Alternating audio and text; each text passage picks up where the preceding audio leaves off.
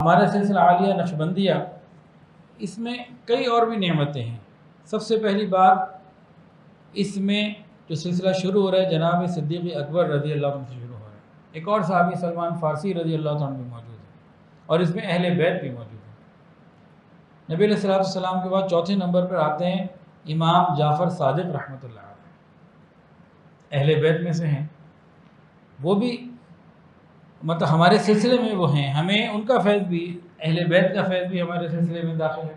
اور پھر اہل بیت کا فیض بالخصوص امام جعفر صادق رحمۃ اللہ علیہ کا جو فیض ہے وہ پوری فقہ حنفی پہ چھایا ہوا ہے۔ کیسے؟ فقہ حنفی کن کی طرف منسوب ہے؟ امام اعظم امام ابو حنیفہ رحمۃ اللہ علیہ۔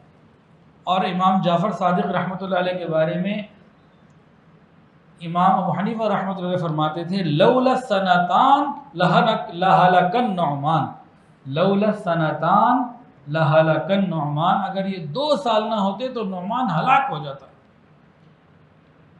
امام اعظم امام ابو حنیفہ رحمۃ اللہ علیہ امام جعفر صادق رحمۃ اللہ علیہ کی خدمت میں 2 سال تک جاتے رہے۔ وہاں سے انہوں نے فقہ کا فیض بھی حاصل کیا، روحانیت کا فیض بھی حاصل کیا۔ تو پورے فقہ حنفی کے اندر امام جعفر صادق رحمۃ اللہ علیہ کا اہل بیت کا فیض مکمل طور پر موجود ہے۔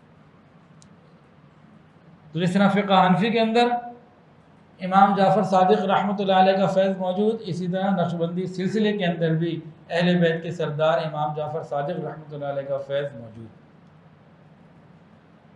تو ہمیں بھی چاہیے کہ ہم ان چیزوں سے فائدہ اٹھائیں۔ اللہ کرے کہ ہمیں خاموش رہنے کا مزہ لگ جائے۔ بولنے کے مزے تو ہمیں آتے ہیں، خاموش رہنے کا مزہ کب لگے گا؟ جب ہم یاد الہی میں بیٹھا کریں گے۔ اچھا جی، ایک ہے مراقبہ اور ایک ہے وقوف قلبی، دونوں چیزیں الگ الگ ہیں۔ کئی لوگ اس کو بھی مکس کر لیتے ہیں، مراقبہ الگ ہے، وقوف قلبی الگ ہے۔ مراقبہ کسے کہتے ہیں؟ آنکھوں کو بند کر کے سر کو جھکا کے خیال کر کے بیٹھ جانا، اللہ تعالیٰ کی طرف سے رحمت آ رہی ہے، میرے دل میں سما رہی ہے اور میرا دل اللہ اللہ کر رہا ہے، زبان بند رہے گی، یہ مراقبہ ہے۔ وقوف قلبی، چلتے پھرتے ہر وقت اللہ تعالیٰ کا دھیان۔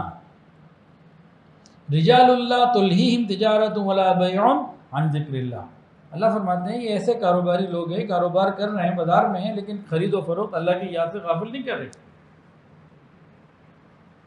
مثال کے طور پر آپ کی جیب میں 5 لاکھ روپے ہو، مارکیٹ جانا ہو کوئی چیز لینے کے لیے، آپ گھر سے نکلے، گاڑی پارک کی، بازار گئے، کئی دکانیں دیکھیں، پھر ظہر کا وقت ہوا، ظہر پڑی، کھانا کھایا، پھر عصر پڑی، لیا کچھ نہیں، شام کو واپس آ گئے، کافی چیزیں دیکھیں، لیکن کہا چلو کر لیں گے۔ اب گھر سے نکلنے سے لے کے گھر واپس آنے تک سارے کام کیے، لیکن ایک خیال رہا کہ یار میری جیب میں 5 لاکھ روپے پڑا ہے۔ جب یہ خیال مال میں اٹک سکتا ہے، مخلوق ہے نا مال، جب یہ خیال مخلوق میں اٹک سکتا ہے تو خالق میں کیوں نہیں؟ تو وقوف قلبی اور چیز ہے، مراقبہ اور چیز ہے۔ جب ہم فارغ ہوں، فرصت سے الگ ہو کے بیٹھیں تو ہم کریں مراقبہ، اور جب مصروف ہوں، کام کاج میں ہوں، تو ہم کریں وقوف قلبی، پھر ایک دم تیزی سے ترقی ہوتی ہے آگے۔